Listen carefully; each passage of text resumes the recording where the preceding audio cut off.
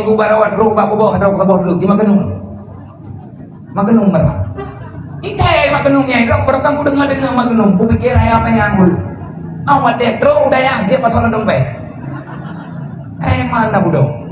neoi puro minggu ro udah ya malam seni ikut tak dewan guru lu orang minggu ro boh buat ro udah ya lepas gue yang lewat indat kan wow tinggal jin deh rồi maghrib angkat tamang nak menji ini tamang ji lihat tamayang maghrib hanga mangan pikiran udah drone kai win này dua ina batra tu menji nang kai tipak mede rồi gitu main ligo lihat ti jama hai makan nu kakak drone nang kai kak drone ni ngaku bukan drone magang kai dok tengah merde pak nan depu je mah ada ku ike hai ku pikir kalau gun nam na bukan ya hai ku pikir kalau gun nam na kamu dengar ke kepada dewan guru ulum dan re hantam gedung bahasa hantam kudung iki ada lagu menamna bunge kena sakit hati kena masih ke petabe ku gak nyanyi di makenung udah kerja udah ngelapor balu kawan nak biaya makenung bu itu terang kuno pui bukan aku dah pakai tak ter hana wiri kuno mampu itu aku pikir kita lagu menamna oh kabudo puji gua hoi kak tinggal long tumai nyan baru merupakan lumpur yang kamu wewe di sini kamu yang kita lewat itu pun wajib nyan mana ijak ulul mudi kali ini yang ber ini dia mana orang ulah berenang itu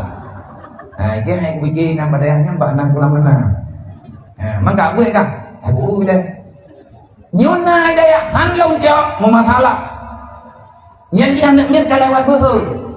menyatakan tadi anak kacau raya betul diri mata bagi jinya anak dia umat Nabi Muhammad maka selamatkan mereka supaya kita selamat tanya dua orang meninggal ketinggalan tinggal awaknya imangan tapi geroroy sudah cukup banyak pengalaman yang ada lo yang nada uleh kan benadaya yang memang khusus menangani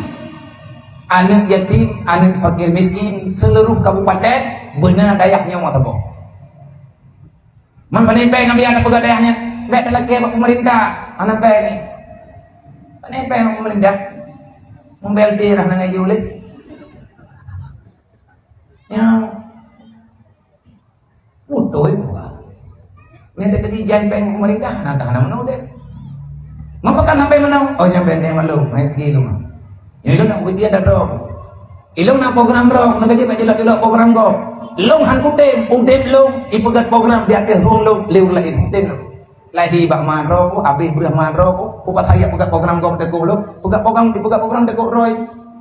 tanya orang Aceh tanya orang Islam di saat kita tidak punya program sendiri maka kita akan diprogram oleh orang lain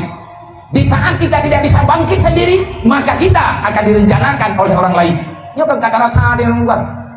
nyai manusia tiga kompanyo enggak orang kebel aja nyai tanya korban program kok program udah boleh tanya ikutin suara udah aja kabar